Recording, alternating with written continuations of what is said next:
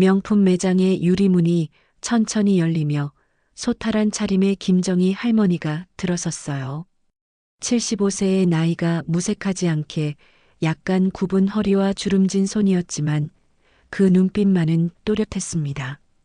할머니는 매장 내부를 천천히 둘러보았죠. 반짝이는 유리 진열장 속 시계들이 그녀의 시선을 사로잡았네요. 매장 안은 평일 오전임에도 불구하고 꽤 분주했습니다. 직원들은 정장 차림으로 바쁘게 움직이고 있었지만 김정희 할머니가 들어오자 그들의 시선이 일제히 모였죠. 그러나 그것은 환영의 시선이 아니었어요. 직원 하나가 동료에게 할머니의 낡은 옷차림과 소박한 가방을 가리키며 귓속말로 무언가를 속삭였고 두 사람은 키득거렸습니다. 매장 매니저 박상우는 잠시 할머니를 힐끗 보더니 곧 자신이 응대하던 다른 고객에게로 시선을 돌렸어요.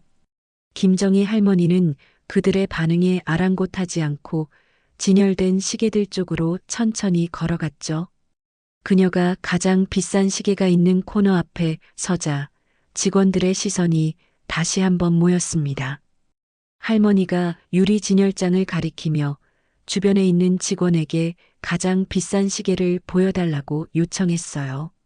그러나 직원은 할머니의 말을 듣고도 웃음을 참지 못하고 옆 동료에게 다시 귓속말을 했습니다. 그들은 할머니가 정말로 그런 고가의 시계를 살 돈이 있을 리 없다고 생각했죠. 김정희 할머니는 그들의 태도에도 의연한 표정을 유지했지만 내심 서운함이 밀려왔어요. 매장 한편에서 서류 정리를 마친 한지수가 고개를 들었어요. 32살의 그녀는 이곳에서 일한 지 1년이 채 되지 않았지만 모든 고객을 진심으로 대하는 성실함이 몸에 배어 있었습니다. 한지수는 김정희 할머니가 홀로 서 있는 모습을 발견하고 즉시 다가갔죠. 한지수가 김정희 할머니에게 무엇을 도와드릴지 정중하게 물었습니다. 할머니는 반가운 표정으로 고개를 들었어요. 한지수는 할머니의 나이와 옷차림에 상관없이 존중하는 태도로 응대했죠. 할머니가 가장 비싼 시계를 보고 싶다고 하자 한지수는 눈 하나 깜짝하지 않고 진열장에서 시계를 꺼내 정성스럽게 보여주었습니다. 주변 직원들이 한지수의 행동을 보며 키득거렸어요. 그들은 한지수가 시간 낭비하고 있다고 수군거렸죠. 어떤 직원은 경력 단절 여성을 채용했다가 망했다는 농담까지 했습니다. 하지만 한지수는 그런 말들을 무시한 채 할머니에게만 집중했어요. 김정희 할머니는 시계를 유심히 살펴보더니 좀 더 비싸고 고급진 것이 없냐고 물었습니다. 다른 직원들은 더욱 비웃음을 참지 못했지만 한지수는 진지하게 더 고가의 제품을 안내했어요. 그녀는 각 시계의 특징과 가치를 전문적으로 설명했죠. 매장 매니저인 박상우는 이 광경을 힐끗 보더니 눈살을 찌푸렸습니다.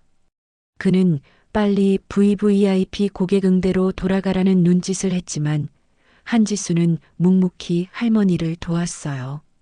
한지수의 정성 어린 설명을 들으며 김정희 할머니의 얼굴에 미소가 번졌죠. 그녀는 오랜만에 진심 어린 서비스를 받는 느낌이었습니다. 한지수는 할머니에게 시계를 착용해 보실 것을 권했어요. 김정희 할머니는 감사하다는 말과 함께 시계를 손목에 차보았죠. 그 모습을 본 한지수가 진심으로 어울린다며 칭찬했습니다. 처음으로 따뜻한 대우를 받은 김정희 할머니의 눈빛이 환하게 빛났어요. 김정희 할머니는 여러 시계들을 꼼꼼히 살펴본 후 마침내 결정을 내렸습니다. 그녀가 가리킨 시계는 매장에서 가장 비싼 제품이었어요. 180만 원이 넘는 고가의 명품 시계였죠. 한지수는 놀라움을 감추지 못했지만 전문가다운 태도로 그 시계의 특별한 기능과 가치를 설명했습니다. 할머니는 미소를 지으며 시계를 바라보았어요. 그녀가 우리 손자에게 딱 어울릴 것 같다고 말했죠. 주변에 있던 다른 직원들은 여전히 반신반의하는 표정이었습니다. 그들은 할머니가 실제로 구매할 가능성이 없다고 생각했어요. 그러나 김정희 할머니는 태연하게 지갑에서 카드를 꺼냈습니다. 그녀가 결제할 준비가 되었다고 했죠. 한지수는 미소를 지으며 결제 준비를 시작했어요. 한지수가 카드를 받아들며 계산대로 안내하자 다른 직원들의 표정이 놀라움으로 바뀌었습니다. 박상훈 매니저도 이 상황을 지켜보고 있었어요. 그는 의아한 표정으로 계산대 쪽을 바라보았죠. 비로소 그의 관심을 끌게 된 김정희 할머니였습니다. 박상훈은 할머니가 정말로 그 비싼 시계를 구매할 능력이 있는지 의심스러운 표정이었어요. 한지수는 정중하게 결제를 진행했습니다. 카드 승인이 순조롭게 이루어졌고 김정희 할머니는 만족스러운 표정이었죠. 한지수는 정성스럽게 시계를 고급 상자에 담아 포장했어요. 그녀는 할머니의 손자분이 정말 좋아하실 거라며 진심 어린 인사를 건넸습니다. 김정희 할머니는 감사하다는 말과 함께 영수증을 받았어요. 그녀의 표정에는 이제 자신감이 묻어났죠. 할머니가 포장된 상자를 받아들고 있을 때 매장의 문이 다시 열렸습니다. 모든 직원의 시선이 일제히 문 쪽으로 향했어요. VVIP 고객으로 알려진 이도연이 당당한 걸음으로 매장에 들어섰죠. 그의 등장에 박상훈 매니저의 얼굴이 환하게 밝아졌습니다. 매장의 분위기가 순식간에 바뀌었어요. 이도연은 매장에 들어서자마자 강한 존재감을 뿜어냈습니다. 50세의 나이에도 불구하고 완벽한 슈트 차림과 자신감 넘치는 태도는 모든 이의 시선을 사로잡았어요. 박상훈 매니저는 거의 뛰다시피 이도연에게 다가갔죠. 그는 과장된 미소로 VIP 룸으로 안내하겠다고 했습니다. 이도연은 매장을 둘러보며 자신의 목적을 밝혔어요. 그는 여기서 제일 비싼 시계를 구매하고 싶다고 말했죠. 그 말을 들은 박상훈의 얼굴이 갑자기 굳어졌습니다. 방금 전 김정희 할머니가 구매한 시계가 매장에서 가장 비싼 제품이었기 때문이었어요. 박상훈은 잠시 당황한 기색을 보이다가 결심한 듯 김정희 할머니에게 다가갔습니다. 그는 억지스러운 미소를 지으며 방금 구매하신 시계를 환불해 주실 수 없겠냐고 물었어요. 할머니가 이유를 묻자 박상훈은 이도연을 가리키며 그분은 매장의 VVIP 고객이라 특별 대우가 필요하다고 설명했죠. 김정희 할머니의 표정이 서서히 굳어졌습니다. 그녀는 박상훈을 똑바로 쳐다보며 자신도 고객이라고 말했어요. 하지만 박상훈은 할머니는 한 번 사고 마실 분이지만 이도연은 수십 개를 사가는 단골이라며 불손한 태도를 보였죠. 그는 할머니가 쉽게 설득될 거라 생각했습니다. 김정희 할머니는 조용히 박상훈을 바라보며 지금 큰 실수를 하고 있다고 경고했어요. 그러나 박상훈은 그녀의 말을 코웃음치며 무시했죠. 그는 오히려 더 강압적인 태도로 환불을 종용했습니다. 매장의 공기가 순식간에 무거워졌어요. 한지수가 이 상황을 보고 참지 못하고 나섰습니다. 그녀는 이건 부당한 처사라며 항의했죠. 그러자 박상훈은 한지수를 향해 날카롭게 반응했어요. 그는 경력 단절 여성을 채용해 준 것이 실수였다며 모욕적인 발언을 퍼부었습니다. 이도연은 이 상황을 지켜보며 초조해졌어요. 그는 빨리 시계를 포장해 달라며 독촉했죠. 이도연의 눈빛에는 조급함과 함께 약간의 당혹감도 묻어났습니다. 매장의 분위기는 점점 더 험악해졌어요. 김정희 할머니의 눈빛이 변했습니다. 그동안의 온화함은 사라지고 단호함이 깃들었어요. 그녀는 침착하게 목소리를 낮추며 박상훈에게 다시 한번 경고했죠. 이런 태도는 고객 응대 방식으로 적절하지 않다고 말했습니다. 박상우는 오히려 비웃음을 참지 못했어요. 그는 할머니의 경고를 전혀 심각하게 받아들이지 않았죠. 매장 다른 직원들도 박상훈의 태도에 동조하며 웃음을 감추지 못했습니다. 그들은 할머니가 그저 허세를 부리는 것이라고 생각했어요. 한지수는 더 이상 참을 수 없었습니다. 그녀는 다시 한번 목소리를 높여 매니저의 행동이 매장의 명예를 실추시키는 일이라고 지적했죠. 이에 박상우는 더욱 격분했어요. 그는 한지수를 향해 더 심한 말을 퍼부었습니다. 박상우는 한지수에게 애딸린 경력 단절 직원 하나 채용해 줬더니 어디서 가르쳐 드냐며 모욕적인 발언을 이어갔어요. 그의 말에 한지수의 얼굴이 붉어졌지만 그녀는 물러서지 않았죠. 오히려 더 단호하게 할머니를 옹호했습니다. 이도연은 이 상황이 불편한 듯 재촉했어요. 그는 빨리 시계 포장을 끝내고 이 자리를 벗어나고 싶은 눈치였죠. 그러나 상황은 점점 더 악화되고 있었습니다. 매장 안의 다른 고객들도 이 광경을 주목하기 시작했어요. 김정희 할머니는 깊은 한숨을 내쉬었습니다.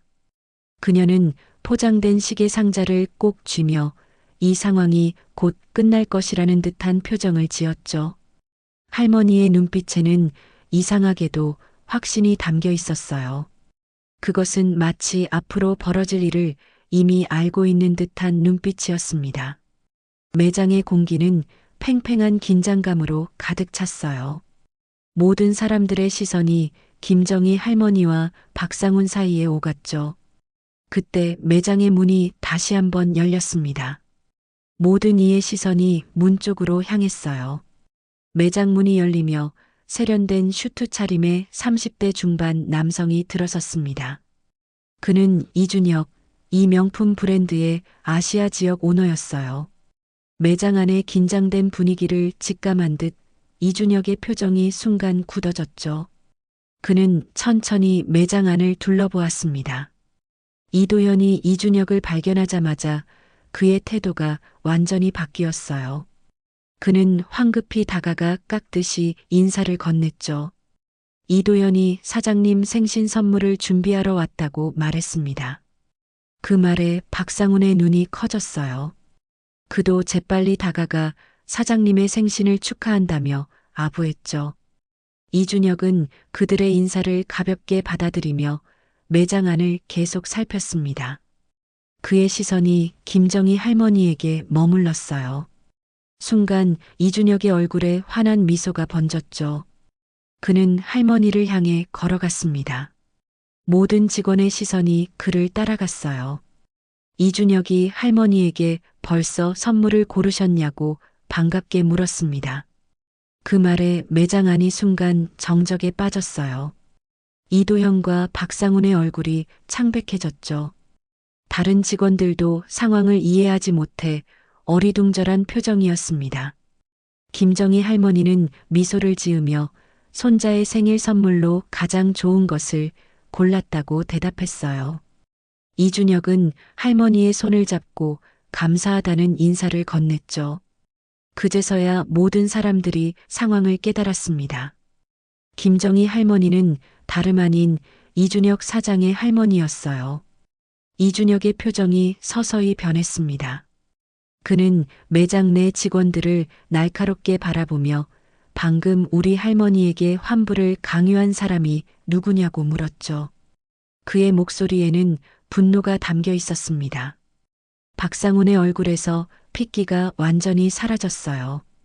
박상훈은 떨리는 목소리로 변명하려 했지만 이준혁은 단호하게 말을 끊었습니다. 그는 고객을 차별하는 매장은 필요 없다며 박상훈은 오늘부로 해고라고 선언했어요. 매장 안이 완전한 침묵에 빠졌죠. 박상훈은 충격에 말을 잇지 못했습니다. 한지수는 놀란 표정이었지만 곧 김정희 할머니를 향해 미소를 지었어요. 할머니도 그녀에게 따뜻한 시선을 돌려주었죠. 그 순간 이준혁은 한지수에게 관심을 기울였습니다. 이준혁은 한지수를 유심히 바라보았습니다. 그는 할머니에게 이 직원이 어떻게 대했는지 물었어요. 김정희 할머니는 환한 미소와 함께 한지수가 유일하게 자신을 진심으로 대해준 직원이라고 대답했죠. 그녀는 한지수가 보여준 정성과 배려에 감사하다는 말을 덧붙였습니다. 이준혁은 고개를 끄덕이며 한지수에게 다가갔어요. 그는 진심 어린 목소리로 감사의 뜻을 전했죠. 한지수는 당황한 기색이 역력했습니다. 그녀는 그저 자신의 일을 했을 뿐이라며 겸손하게 대답했어요. 박상우는 그 자리에 얼어붙은 채 서 있었습니다. 그의 얼굴은 창백했고 이마에는 식은땀이 맺혔죠. 그는 필사적으로 변명할 언어를 찾고 있었지만 입에서는 말이 나오지 않았습니다. 다른 직원들도 그들의 불손한 태도가 드러났다는 사실에 불안한 표정이었어요. 이준혁은 매장 전체를 둘러보며 냉정한 목소리로 말했습니다. 그는 이 브랜드의 핵심 가치는 모든 고객에 대한 존중이라고 강조했죠. 그것은 외모나 복장이 아닌 인간 그 자체에 대한 존중이라고 덧붙였어요. 그의 말에 모든 직원이 고개를 숙였습니다. 이도연은 불편한 표정으로 자리에 서 있었어요. 그는 상황이 자신에게 유리하지 않다는 것을 직감했죠. 이준혁이 이도연을 향해 시선을 돌렸습니다. 그의 눈빛은 날카로웠지만 동시에 평정을 유지하고 있었어요. 이준혁은 이도연에게 자신의 할머니께 사과하라고 요청했습니다. 이도연은 당황한 표정으로 김정희 할머니에게 다가가 깊이 고개를 숙였어요. 그는 자신의 무례한 행동에 대해 진심으로 죄송하다고 사과했죠. 김정희 할머니는 너그러운 미소로 그의 사과를 받아들였습니다. 매장 안의 분위기가 서서히 변화했어요. 긴장감은 여전했지만 그 속에 반성과 깨달음이 깃들기 시작했죠. 이준혁은 다시 한번 모든 직원을 향해 이 일을 교훈으로 삼아 진정한 서비스의 의미를 되새기길 바란다고 말했습니다. 이준혁은 한지수를 바라보며 따뜻한 미소를 지었습니다. 그는 고객을 진심으로 대하는 그녀의 태도가 매우 인상적이었다고 말했어요. 한지수의 얼굴이 붉어졌죠. 그녀는 그저 자신의 신념에 따라 행동했을 뿐이라며 겸손하게 대답했습니다. 이준혁은 한지수에게 제안을 건넸어요. 그는 앞으로 그룹의 프리미엄 매장에서 일해보는 건 어떻겠냐고 물었죠. 그곳은 더 좋은 환경과 처우를 제공하는 매장이었습니다. 한지수의 눈이 커졌어요. 그녀는 잠시 말을 잇지 못하다가 감격한 표정으로 고개를 끄덕였습니다. 이도연은 여전히 불편한 표정이었지만 상황을 수습하려고 노력했어요. 그는 다시 한번 김정희 할머니에게 다가가 진심 어린 사과의 말을 전했죠. 자신이 무지했다며 앞으로는 사람을 겉모습으로 판단하지 않겠다고 약속했습니다. 김정희 할머니는 따뜻한 미소를 지으며 이도연의 사과를 받아들였어요. 그녀는 사람은 돈이 아니라 마음을 봐야 한다고 말했죠. 그 말에 매장 안의 모든 사람이 깊이 고개를 끄덕였습니다. 그것은 단순한 교훈을 넘어 그들의 삶과 직업에 대한 근본적인 태도를 돌아보게 하는 말이었어요. 박상우는 마지막으로 이준혁에게 다가가 용서를 구했습니다. 그러나 이준혁의 결정은 확고했어요. 그는 박상훈에게 오늘의 일을 교훈 삼아 새로운 시작을 하라고 조언했죠. 박상훈은 깊이 고개를 숙이고 매장을 떠났습니다. 매장의 분위기가 차분해졌어요. 이준혁은 할머니에게 다가가 팔을 내밀었죠. 김정희 할머니는 손자의 팔을 잡고 일어섰습니다. 그들이 매장을 나서려 할 때 이준혁은 할머니에게 선물은 마음에 드셨냐고 물었어요. 김정희 할머니는 빙그레 웃으며 자신의 손목을 바라보았죠. 그녀는 이미 그 시계를 차고 있었습니다. 할머니는 손자에게 선물을 사러 왔다고 했지만 사실은 자신을 위한 선물이었어요. 이준혁은 할머니의 장난기 어린 미소에 웃음을 터뜨렸습니다. 한지수는 그 모습을 보며 따뜻한 미소를 지었어요. 그날의 사건은 그녀의 삶에 큰 전환점이 되었죠. 사람을 차별 없이 대하는 그녀의 진심이 결국 인정받은 순간이었습니다. 매장의 문이 닫히고 김정희 할머니와 이준혁의 모습이 사라졌지만 그들이 남긴 교훈은 오래도록 그 자리에 남았어요.